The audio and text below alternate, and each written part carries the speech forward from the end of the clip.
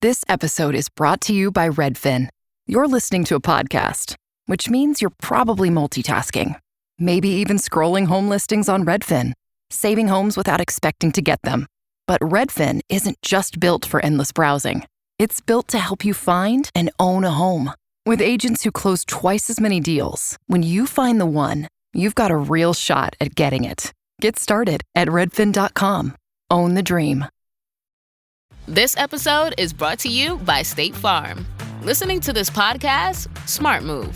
Being financially savvy? Smart move. Another smart move? Having State Farm help you create a competitive price when you choose to bundle home and auto. Bundling, just another way to save with the personal price plan. Like a good neighbor, State Farm is there. Prices are based on rating plans that vary by state. Coverage options are selected by the customer. Availability, amount of discounts and savings, and eligibility vary by state. Welcome back to I Want That Too, the podcast where Disney merch meets Disney history. I'm entertainment writer Jim Hill, and as always, I'm joined by the lovely Lauren Hersey. And how are you this evening, Lauren? Good. It is time to sign up for football already. So just got back tonight. Miles is going to start tackle. So wow. And having spent some time with Miles during our trip to Southern California and Vegas, he could definitely tackle people. That'll be interesting. Somewhere out there are 8-year-olds who are suddenly frightened for some reason. That they don't know that a Miles Hersey is in their future. Yeah, he told me he was going to spare them. That's what he said this morning. I was like, "You sure you want to do tackle?" He's like, "I'm sparing them all." I'm like, "All right." Wow. Spare them up. Quick question. Easter is April, right? Yes, April 9th. Okay, I bring this up, and I apologize, folks, because Lauren and I made a conscious decision this evening. We were turning off the cameras on our laptops while we recorded this. So Lauren can't see what I'm waving in front of the camera I turned off right now. But remember when I was talking about collecting all of those Christmas-themed cars? Yes. Oh, God, help us, there's an Easter set. What? No! And I'm holding an Easter Ramon in front of me. It's bright red with pink pinstriping, and evidently there are 6 of these, and they include, I swear to God, the Easter buggy. Oh my gosh. Okay, got to put you to the test. Mm-hmm. So what is better or cooler, like however you want to judge them? The new F1 collab Disney's doing with the Space Mountain Hot Wheel and the monorail Hot Wheels car, or the Easter buggy my problem is I have started down this path and now I can't stop. So it's for me, and I think on the last show we were both making fun of the F1 Space Mountain shaped car that looks like somebody left it out in the sun. No, I mean these are attractive, and and again, there's only 6 of them, so I can get out easy, I think. But it just makes me realize that, we jump ahead 3 and 4 years here, Lauren, and it's like, oh yeah, I got the Flag Day set of, the cars. There's only 35 of those. So, yes, I get it. But okay. Speaking of Pixar, mm-hmm. So we got a lot to get to on today's show. The first thing we're going to do is I just like to have fun with you. You and I, we're a good time. Mm-hmm. So Disney is doing something fun related to Pixar and mm-hmm. A March Madness bracket. So I'm going to put you to the test and see if you can tell me which Pixar characters or franchise you think is going to take it all the way. March Madness. Yeah, cool. You didn't even know. I didn't even know. We're also going to be talking about Bluey and the parks and the new merch, and then taking a look at how Hannah Montana nostalgia is fueling the whole new wave of Disney merch that just came out. And then in today's feature, Jim is going to be explaining for me how candy invented to help adults hide their bad breath turned into one of Disney's longest running collections. collectibles. I cannot even wait. But before we do, let's thank our sponsor. Absolutely. And this episode of I Want That Too is brought to you by our friends at unlockmagic.com, the go-to place for some of the best deals on theme park tickets. If a Disney or Universal trip is anywhere on your radar for 2026, Unlock Magic helps you lock in great ticket prices without the stress, all handled by people who really know the parks, more importantly, know how to save you money. So if you're starting to think, okay, maybe this is the year we finally go, head to unlockmagic.com to grab the best ticket deals and make that future trip just a little bit more magical. Okay, so now to the Pixar 40th anniversary merch bracket game. Yes, so this is so incredibly clever. I don't know who is at Disney Consumer Products that came up with this, or if they've done this before. I don't recall seeing it, but sorry if they did.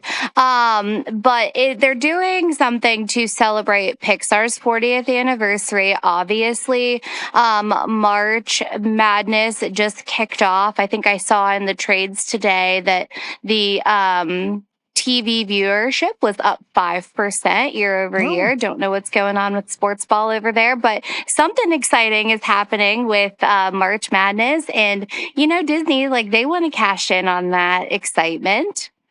So this is at the Disney Store, and it is the Disney Store Classic campaign, and this is running on Instagram. And basically, they're turning Pixar into this March Madness bracket, like very typical. So fans go over to their Instagram and they vote every day in their stories between 7 a.m. and 1 p.m. Pacific time, and then the winners influence which limited release merch Disney is going to drop on the DisneyStore.com. So instead of Disney guessing what people want, like, fans are literally like teeing it up for them and saying like these are the things that we want. So the bracket is broken out into 4 categories. This is all Pixar. So there's Wondrous Worlds, Animal Epics, Myths and Magic, and Family Fables.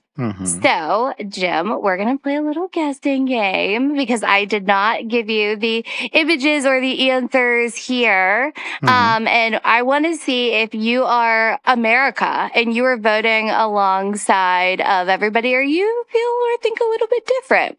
So Are you down to play?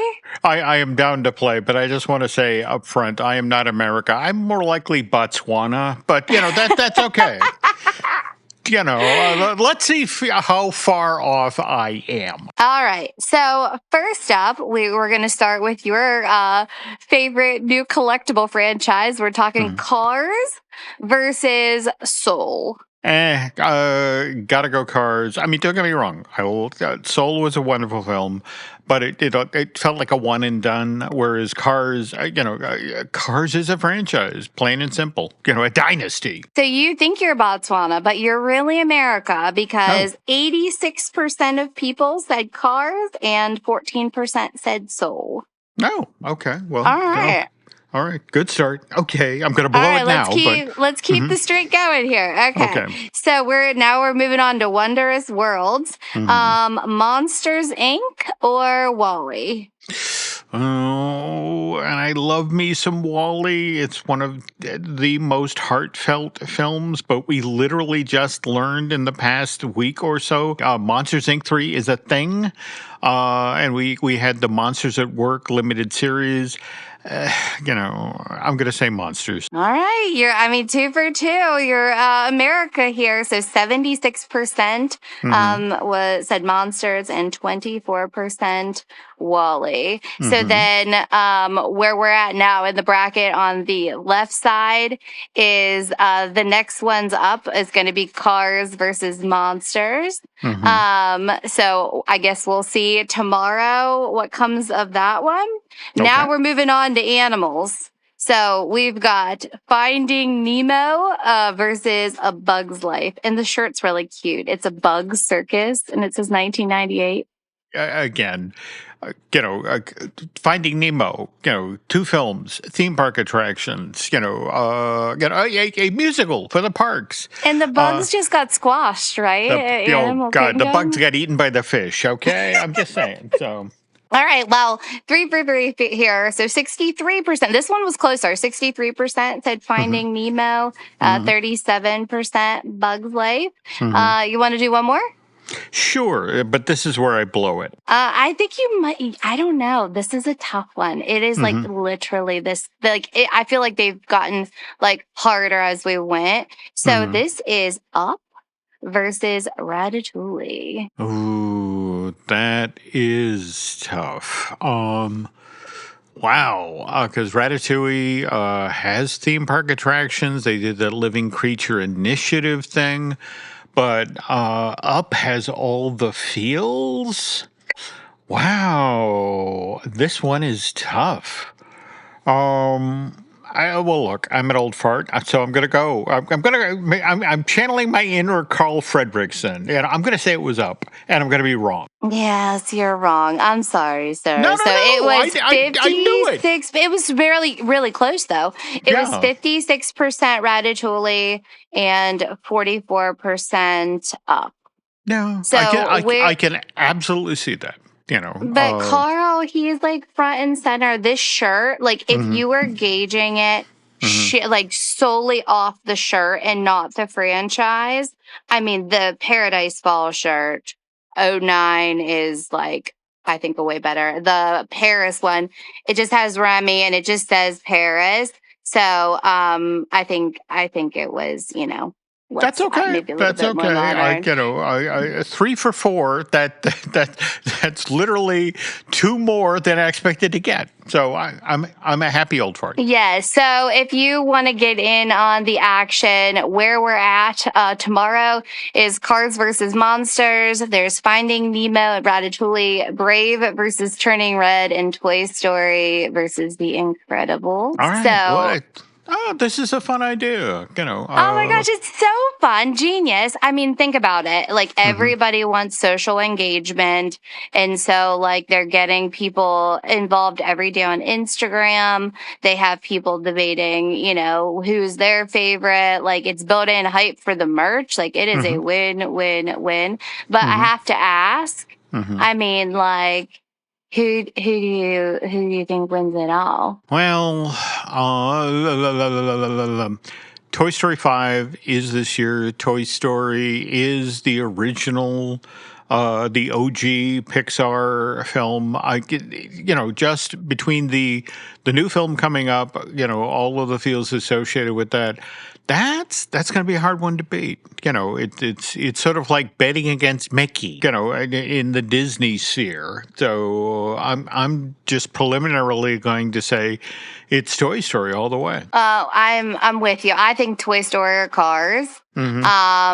But let us know what you think. Reach out, tell us, who do you think is going to be the big winner here? I feel like Brave and Turning Red are probably going to get knocked out. Yeah, and and I know how important Turning Red is to a lot of young women. Likewise, Luca, which I think is a lovely Pixar film that when it came out in the middle of the pandemic, never really got the chance to break through the way it should have. But no, they do some lovely work there. And speaking of which, have you guys managed to see Hoppers yet? Have you guys gotten out to see that yet? Not yet. It is on the list. We were traveling and then cheer like this weekend, and then we have another like jam-packed wrestling cheer weekend. So it may realistically be a Disney Plus. We might have to wait. I get but you that, loved it, right?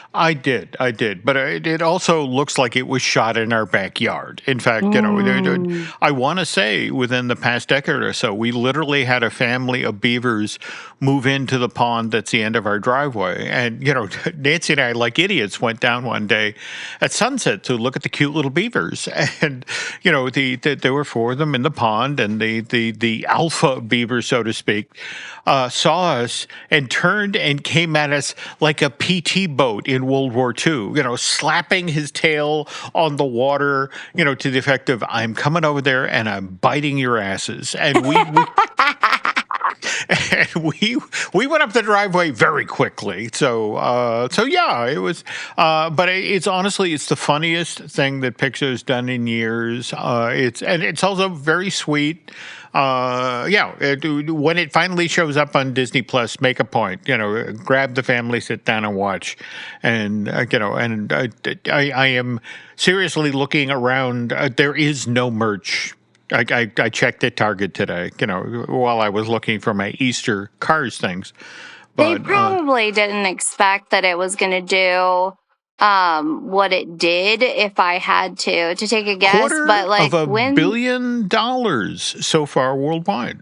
So, no slouch. Yeah, but something else that is not no slouch is we got to talk about Bluey here. Oh my God, yes. Okay, so we had our first Bluey show open in the Disney theme parks at Disneyland. Bluey's Best Day Ever opened at the Anaheim Park this past weekend. Did you hear what happened? No, what happened? Oh, well, Disney was hoping this would be popular, and I don't know if you saw any of the promotional videos beforehand to the effect of, we've got a show, and then afterwards the kids can go play in an interactive area, and it's lovely, and it's respectful of the TV show, and so they fired up this weekend, and on opening day, first show, they already had a line that went all the way back into Fantasyland. And they then began to realize that if they let the kids actually go into the interactive play area, they weren't going to be able to load the second show.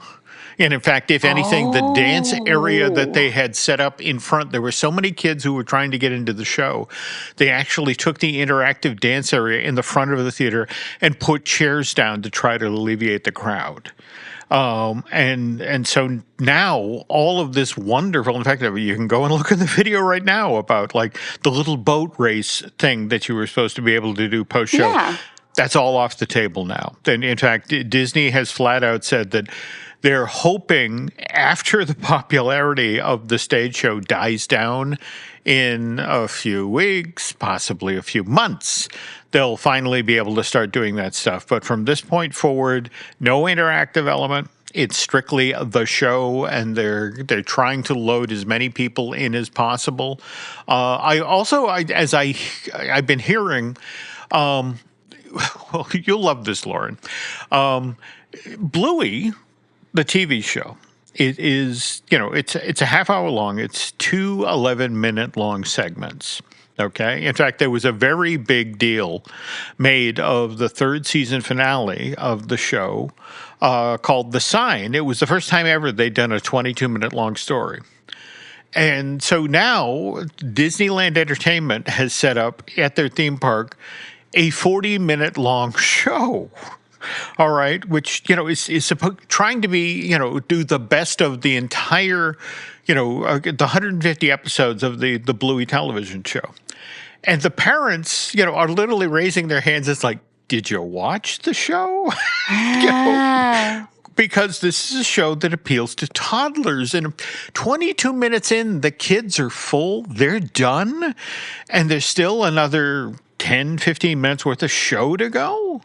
So what's actually supposedly being discussed is cutting the show down by at least 10 minutes. So it would allow them to do additional shows per day.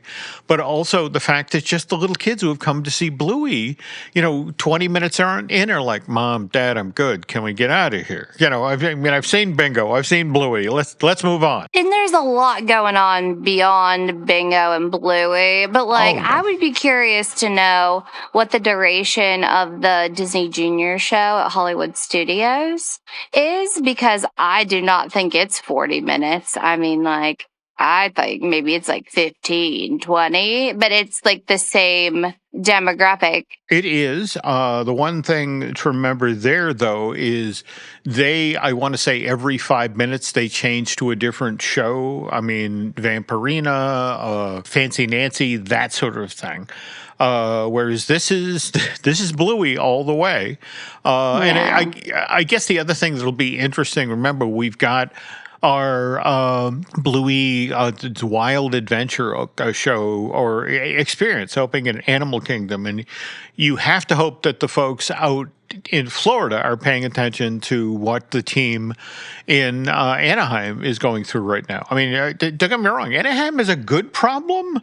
When you have a lot of people sign up to line up to see your show on opening weekend, and and this many people, they like the show, they just think there's too much of it.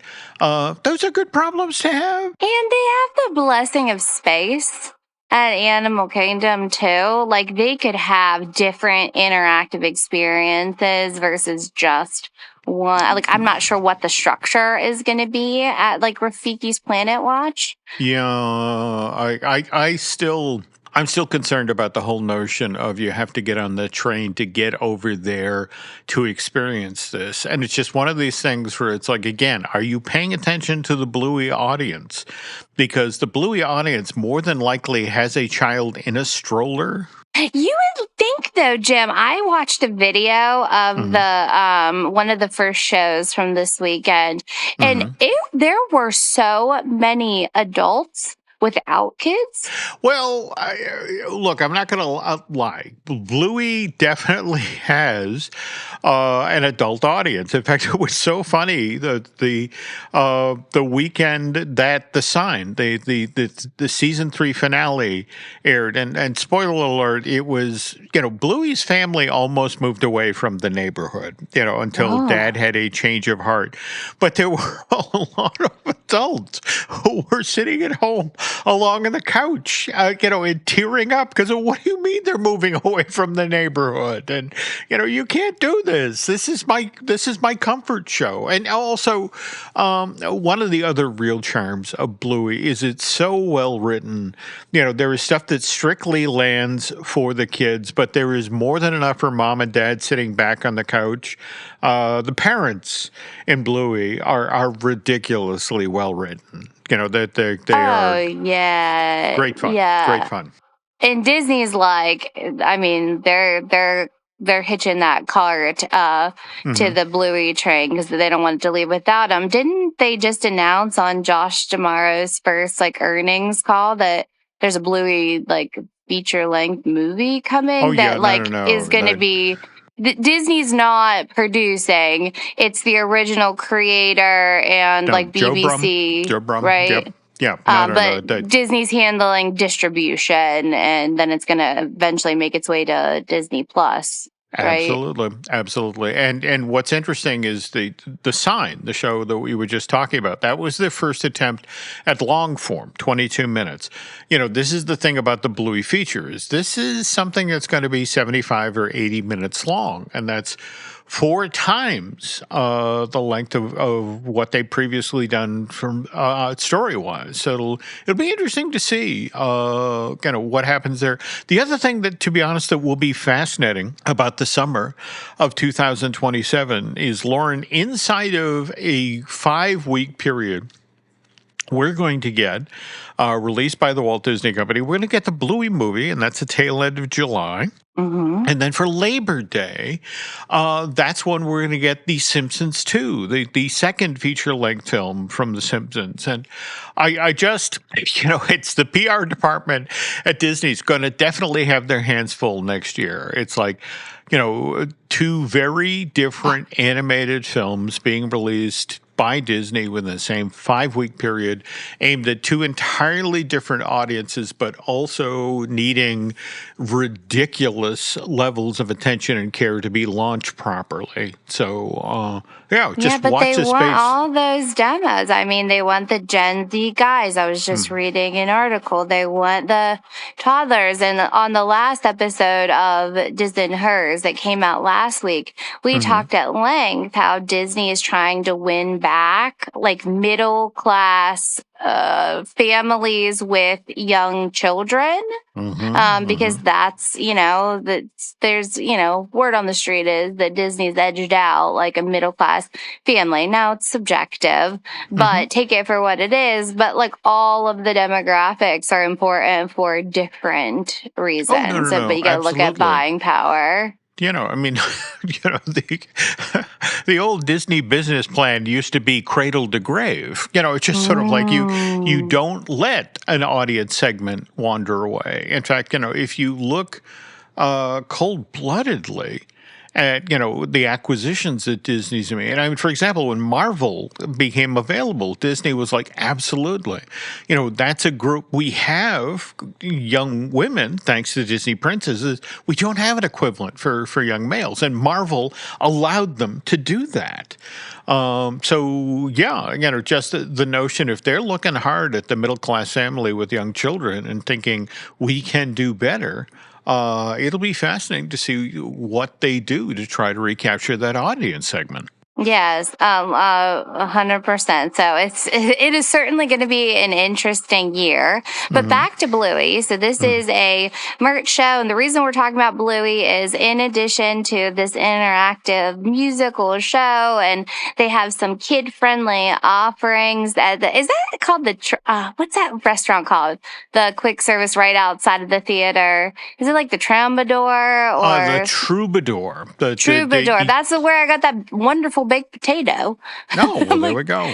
Did they lose the baked potato, or did they make it? They bluify it? I do not know what to tell you. I know that what was fascinating about being there Thursday of last week, and I want to say Bluey did not open up till Saturday or Sunday.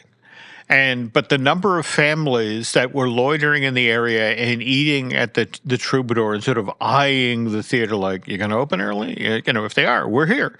But yeah, there were a lot of people who were dining at the Troubadour when Shul and I were there with the hope that, somebody would throw open the door because they could hear them rehearsing. They could see, things happening. And I think they opened food and wine a day early. Oh, well, there we go. Like a soft launch. So that's probably why people were like loitering around the theater. That makes sense. Yeah. But anyway, so in addition to the food and the show, obviously, we knew we were getting Bluey merch. We're getting adult Bluey merch. We're getting kid Bluey merch. We're getting it all.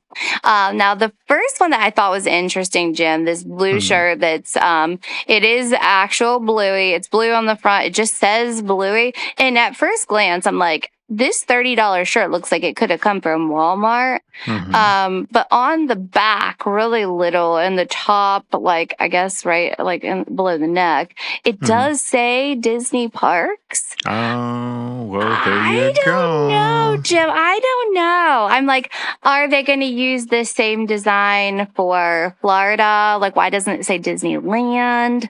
Like, why would you spend $30 on this tee versus the $12 one at Walmart or Target? I don't know. Sorry. Now, toward that end, though, the very next shirt you have in your photo array here shows Bingo and Bluey. It's called the Dance Mode shirt. Yes. It's, the characters, but it's a white shirt, and it's the same thing. Flip to the backside, and it does say Disney Parks Bluey directly below that.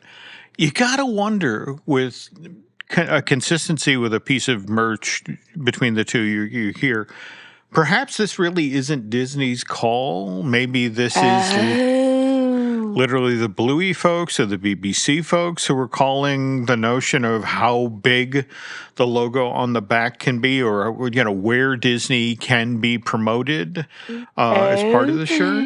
That then makes sense because all of the merch, I did see one. If you look at the picture, it's the last one. It does have Bluey in front of the castle, and it does say Disneyland prominently underneath. So that first round of merch was Downtown Disney, and then that second outdoor, those photos, there's also, it looks like a design your own headband with Bingo and Bluey. But the thing I wanted to shout, I call out here, which I thought was interesting, it was like an interesting little souvenir, these figures. So it says there's Dessert Bingo, and he's $14.99. And these figures, they have removable bases that can connect with others. Obviously, they want you to collect them all. But Bingo's wearing party hat, and then we have Bluey. And Bluey is dressed up in like a sci-fi outfit. It's called the Surprise Blaster Bluey. So I thought those were interesting. If you're a Bluey fan, I'm sure this stuff is like just flying off the shelves. Lainey and I, as adults, I mean, she's a teenager and I'm an adult. Like, we have matching Bluey shirts. Like, we love Bluey. So, we will definitely be making a visit to Bluey the next time we're in Florida. Because Bluey's coming to Florida in May, right? Right. And in fact, I would be fascinated to see if come May your Disneyland shirt with Bluey sort of doing a jump in the air, being surprised, if we get the same setup, if we get only the silhouette in the background is the Tree of Life and it says Animal Kingdom under that. Yeah, well, I'll let you know when we go in July. Okay. If not before then. But I'm also curious, and I'm also extremely curious if, like you said, that it's the original creator that maybe has some more say. Probably. All right. Well, again, this is the first year Bluey is coming into the Disney parks, but on the other hand, we have another Disney-related character who's actually celebrating her 20th, right? A Hanniversary? Is that what they're calling it? It is the Hanniversary. I love that you knew that. So the big deal for Hannah Montana, I was telling Eric today, I cannot believe that it's 20 years, like blowing my mind here. But Miley Cyrus, which I think Hannah Montana is what made Miley Cyrus, and she kind of grew up in front of our eyes. But the show premiered back in 2006. We're recording the show on the 24th. And today, the big anniversary special that dropped on Disney Plus. And I believe, was that Monday that they had the the premiere of the special? They had a big party at the El Capitan. They did, and it was kind of cool to see people like Jason Early, who played her brother on the show, come out and walk the red carpet. I have to say, I think this has been handled really, really well. Though if we're being kind of honest here, it's that Miley Cyrus effectively strong-armed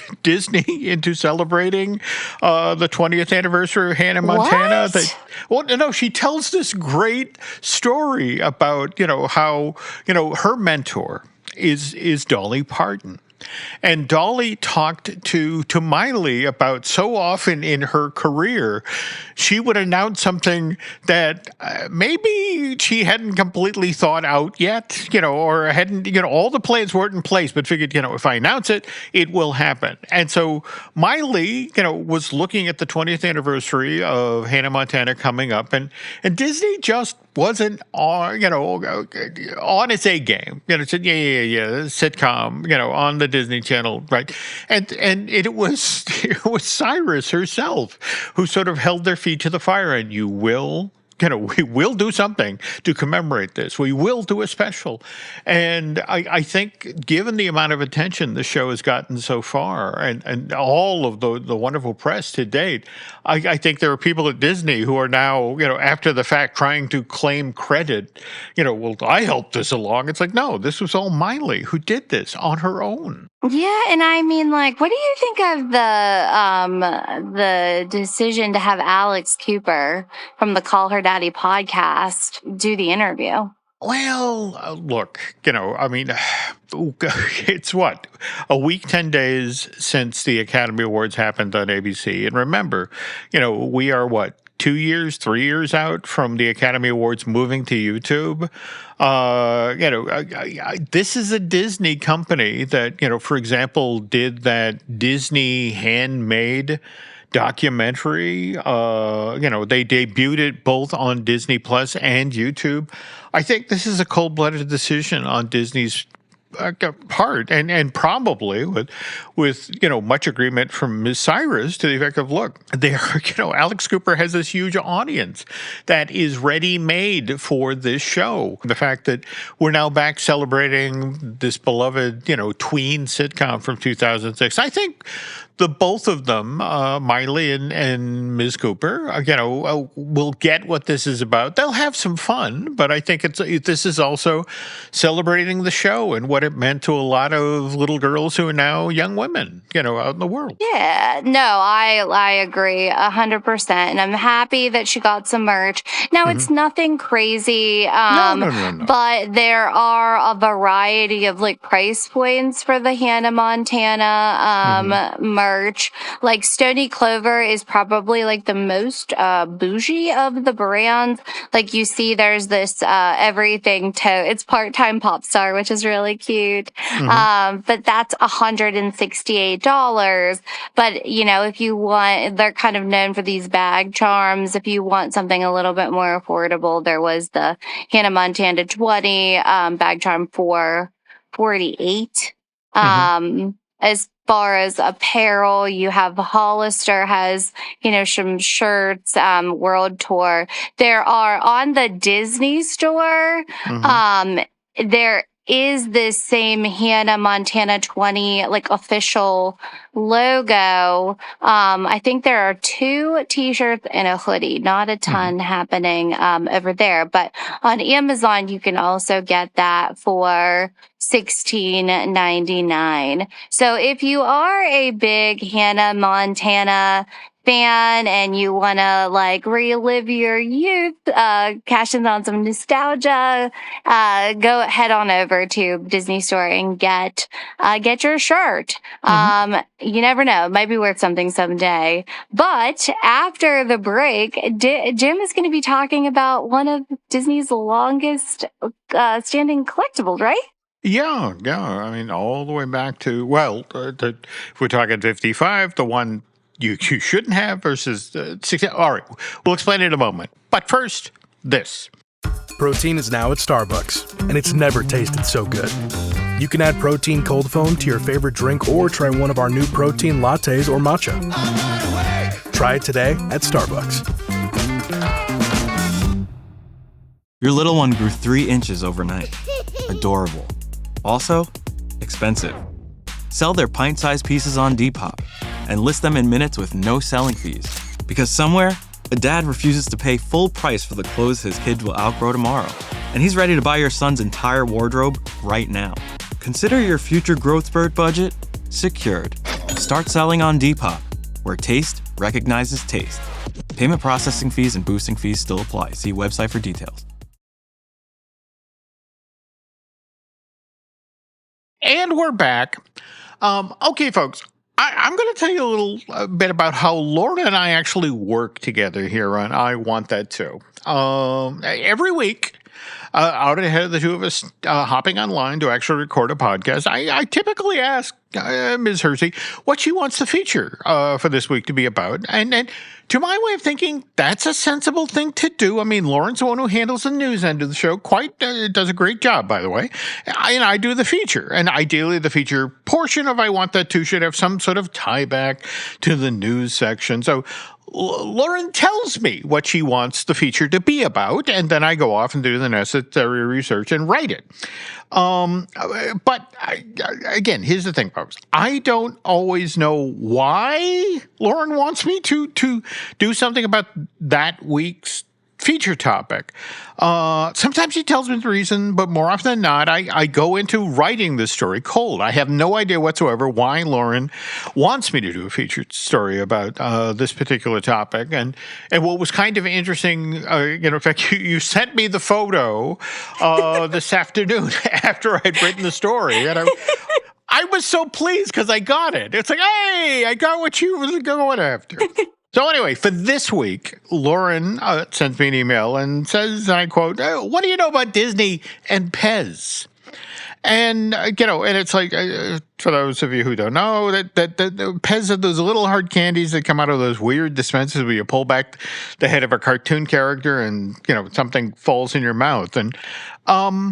And so I'm thinking, well, is there some sort of Pez-related anniversary that Lauren wants me to talk up as part of the show? And so I do some research, and it turns out, 2027 is the 100th anniversary of the creation. Shut up! It's the 100th anniversary of Pez? Well, next year, 2027. Edward Haas III, by the way, invented this device as a more socially acceptable alternative to smoking. And by the way, that is supposedly why the Pez dispenser is shaped the way it is.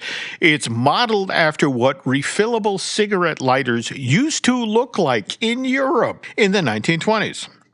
On the other hand, I was wondering, all right, maybe there's a Disney angle, and it turns out, last year, 2025, was the 70th anniversary of, the Mickey Mouse Club TV show. It debuts on weekday afternoons on ABC in early October of 1955. And Pez, as something of a trial balloon, they created a Mickey Mouse head and a Donald Duck shaped head for their Pez dispenser and released it in limited markets, Lauren, just to see what the response would be. And by the way, people loved this thing. They sold like hotcakes. Only one teeny tiny little problem. They didn't actually have the permission from the Walt Disney Company to do this, to create Donald and Mickey shaped dispensers.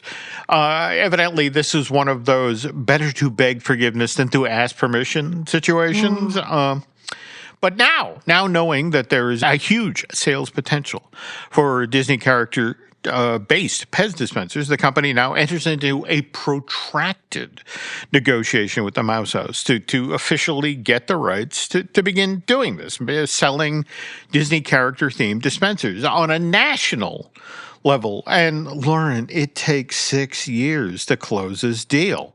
The first official Mickey and Donald shaped Pez dispensers wouldn't hit the market till 1961. Which is why those, one of those early Mickey Pez dispensers, again, the one the company didn't actually give them permission to sell back in 55, are among the most passionately sought Pez dispensers by collectors. In fact, the last time one of these went on the market, it sold for over $7,000. Now, while Pez is waiting for Walt to give them permission to actually make Disney-themed Pez dispensers, as a placeholder, they reach out to King Features, and they get the rights to make a Popeye-themed Pez dispenser. And then, in the same window of time, they begin offering on a seasonal basis. They first do a Santa Claus-themed Pez dispenser, then there's a Halloween Witch, then there's an Easter Bunny. Hey, just like my Easter Cars-themed things. But wait, it gets better. Out ahead of the 1960 presidential election, Pez actually creates a Republican-themed Pez dispenser. It's got a little oven on it. And a Democratic-themed one. It's got a donkey. And these 6 early Pez dispensers, the Popeye, the Santa, the Halloween Witch, the Easter Bunny, the Elephant, and the Donkey, are now among some of the most sought-after dispensers by the diehard collectors. And by the way, Lauren, there really, really are diehard collectors. In fact, a bunch of them will be meeting in Missouri next month at KC Pez. That's the second annual convention to be held in Independence, Missouri. It's going to be at the VFW event space along Highway 24 on Saturday. That's April 18th. On the other hand, if you wanna do the big Megillah, the big event, well, that's Pezomania, which, by the way, Lauren, celebrating its 35th anniversary this year. Oh my gosh, can we go? These are people. It's in Ohio. It's relative. I mean, you've made the trip to Dayton, Disneyland. It's at the Holiday Inn in Independence, Ohio. It runs through Wednesday, July 15th through Saturday, July 18th. But yeah, that could be worth checking out. And by the way, how do me personally, I know this much about Pez because if I'm being completely honest here, Lauren, I hate the candy. It tastes like dirt. Pez? I hate Pez. But you know our friend Flo, Florence Doyle. She lives down in Connecticut. And that when we would go down and visit Flo, as we were driving in and out of the Nutmeg State, we would invariably drive by Orange, Connecticut, which is where Pez built its U.S. corporate headquarters back in 1973, and they actually opened in December of 2011 a visitor center. It's 4,000 square feet of display space that celebrates all things Pez. It's when I visited there, I learned weird Disney-related stories about how, for example, there's a Mary Poppins Pez that evidently the Disney company disliked so much because it didn't look like Julie Andrews that they made the Pez pull it off the market. So again, this is one of the reasons why it's so sought by collectors. And by the way, in the early 90s, I went to the companion store to the Pez Visitor Center. I drove up to the Bay Area to the Burlingame Museum of Pez Memorabilia. You have got to be kidding me. Jim. No. I literally, I have not been able to, stump you yet, man. You're just a wealth of knowledge. Again, I have no math. I have no science. But pop culture I love. And more to the point, Gary and Nancy Doss, who ran this place, it was open from 1995 to 2011. What you would have loved about it is that midway through the run of the museum, they expanded it. They added the Classic Toy Museum. So you got to see all of these amazing Mattel products in their original packaging, and there were some really ugly toys. But now, weird bend on the story. The Pez Corporation actually sued the Dosses in 2009 for copyright infringement. It got settled out of court the next year, but I always found it fascinating that the Pez Memorabilia Museum up in the Bay Area closes in 2011, and that's the exact same year that the official visitor center opens in Orange, Connecticut. And it to me seemed very much like what happened with Disney in 2009. They had for years been standing looking into the online space and watching somebody else tell their stories, the Mouse Planets, the Laughing Places, the WDW Magics that were online. And finally, the Disney company decided, we got to get in there. We got to control our own story. And so that's when they launched D23. The notion of we need to be in that space telling our story. And I feel like that was the same thing with the Pez Corporation, that they felt these people in the Bay Area are telling our story. We should be telling our story at our factory. But anyway, we're going to have some more Pez-related stories in a sec. But first, this. This episode is brought to you by Peloton. Break through the busiest time of year with the brand new Peloton Cross Training Tread Plus. Powered by Peloton IQ. With real-time guidance and endless ways to move, you can personalize your workouts and train with confidence, helping you reach your goals in less time. Let yourself run, lift, sculpt, push, and go. Explore the new Peloton Cross Training Tread Plus at onepeloton.com. Refreshing wild cherry cola meets smooth cream. The treat you deserve. Pepsi Wild Cherry and Cream. Treat yourself.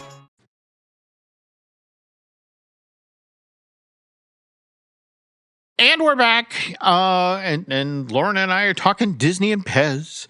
Anyway, as I mentioned at the top of today's show, Edward Haas, the third of Austria, invents Pez, which, by the way, Lauren, it's a derivative of the German word for peppermint. If you take the first letter of that word, take the middle letter, and the end letter, tack that on the end, you get Pez. Was it peppermint? I don't know any peppermint Pez. Yeah, no. Well, there's a reason. Haas brings this to the marketplace in 1927 because it's the Roaring 20s.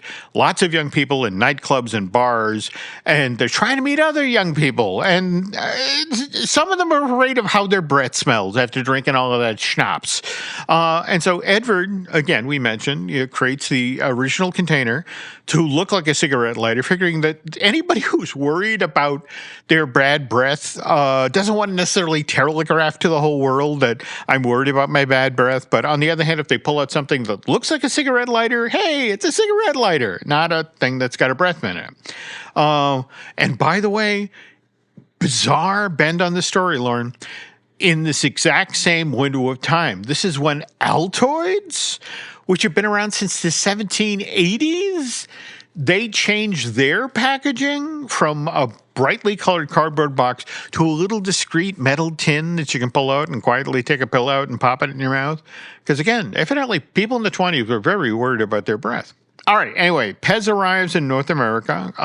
Eventually, it's delayed by the Great Depression or World War II, but they don't even apply for a patent in the U.S. till December of 52. But almost immediately, they run into a problem in the U.S. market because Americans hate the very, very pepperminty taste of the original Pez candy. And by the way, that's another reason you want to go to the Pez Visitor Center in Orange, Connecticut, because they have a giant window facing onto the manufacturing floor, and you can watch 12 million of these things being made every day. Well, that sounds gratifying. Yeah, in a really disturbing sort of way. But anyway, they decide based on what's happening in the U.S. Okay, we need other flavors. In fact, that's one of the many reasons that Pez began to break through in the U.S. market in the late 50s and early 60s. They expanded the number of flavors that this candy came in from one very pepperminty flavor to now over 25 flavors. Remember, this was initially marketed to adults who were worried about their breath. And again, that's the whole cigarette lighter-shaped dispenser.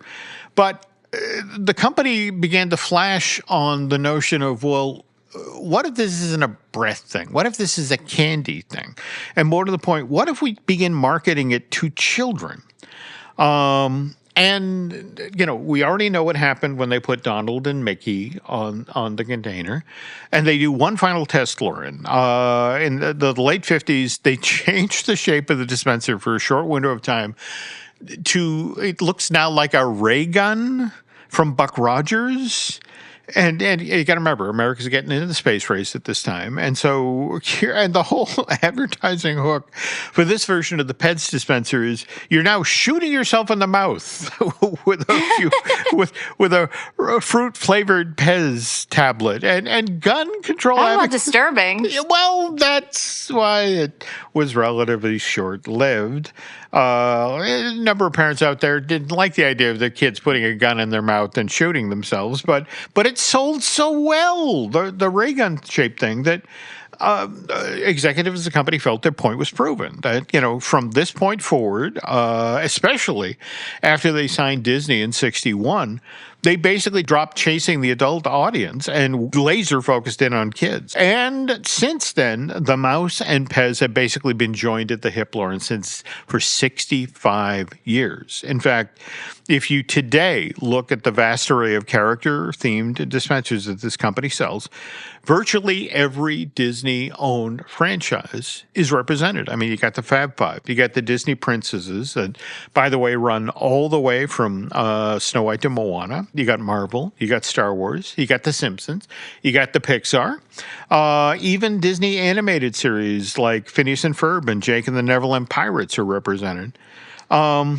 Now, where this gets interesting and finally hooks back up with the reason that Lauren wanted me to write about this today is we've begun to see Pez dispensers that are tied to the Disney theme parks. And can you talk about what you and Lainey discovered when you were poking around stores out in California? Yeah. So, going back to the top of this, I did not give you any context why, but one of the things I would say it's the only thing that I am kicking myself for not buying is that Pooh and Piglet Pez dispenser at the Pooh Corner in the Artist formerly known as Critter Country. It's what is it now? Bayou Country? Of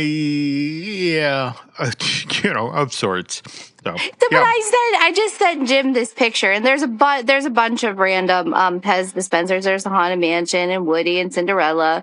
But look at the teeny tiny little Piglet. He's about as big as your, pinky finger. Well, now, what's kind of interesting is the big deal one. And in fact, you just mentioned it in passing.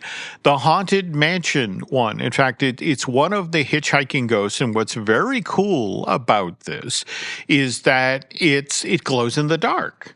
And in fact, it was introduced last year. And what was especially interesting about when it was introduced last year, it was paired for theme park fans with a Figment. A Pez dispenser. And these were the first park-specific.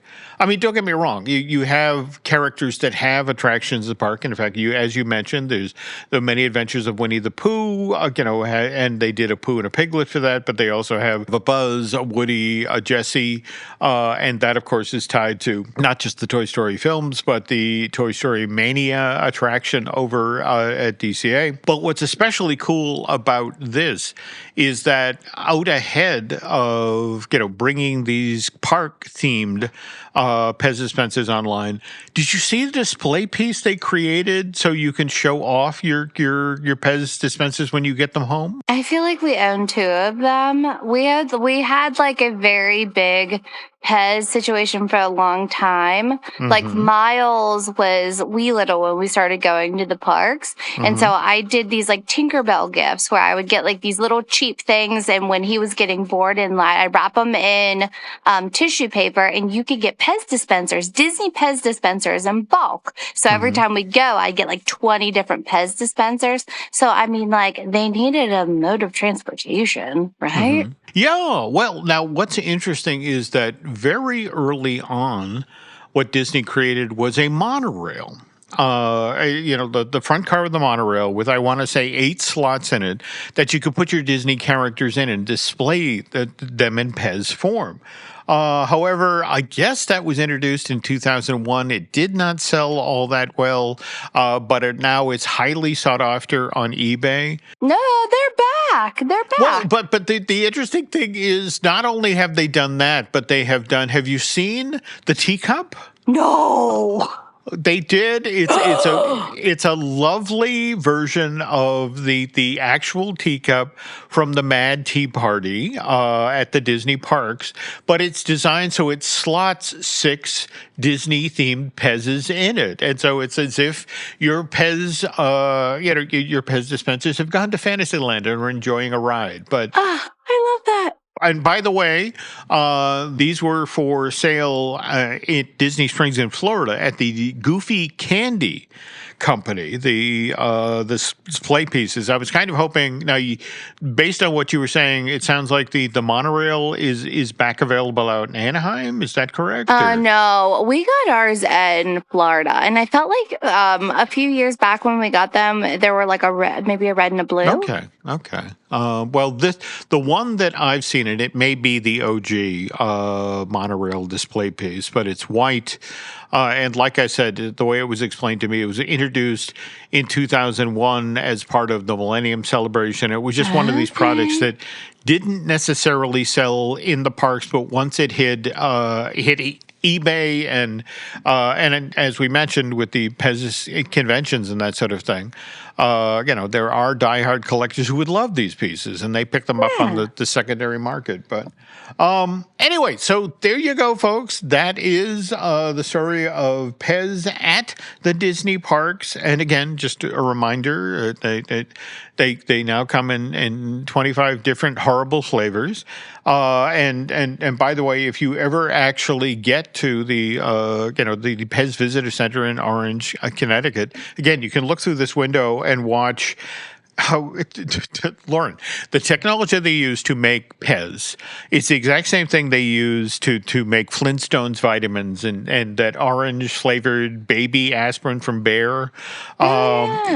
It's a pharmaceutical style tablet press that uses 3,000 pounds of pressure to take this semi-liquid mixture of fruit flavoring, powdered sugar, and corn syrup and makes it into what you shoot into the back of your mouth. But anyway, there you are. Story of Disney and Pez, all because... Heck of a feature. You don't disappoint. I try. But on that note, folks, I think we have...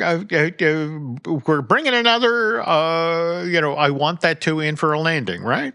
We are. I think it's time we close up shop for today. Okay. Well, by the way, folks, if you want to keep up on everything happening across the Jim Hill Media Podcast Network, follow us on social. And don't forget to check out our Patreon for bonus shows and early access. Yes, after our last show, Jim, I would put my merch haul from Disneyland. So if you want to see what kind of merch, head over to Patreon.